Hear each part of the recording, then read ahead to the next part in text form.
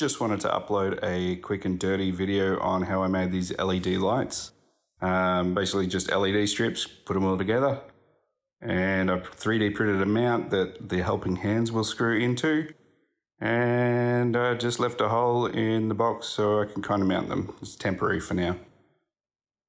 Because I've got two, I've got them wired in, and I've created a Y adapter here.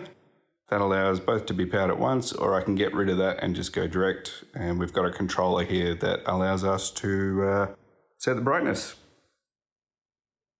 I'm just powering both of those off a 12 volt 2 amp wall wart. And we'll plug them in and let's have a look at the brightness.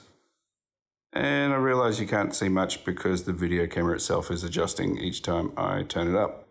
I may in fact go back and throw some aluminium foil into the front of the case there just to help them reflect a little bit better.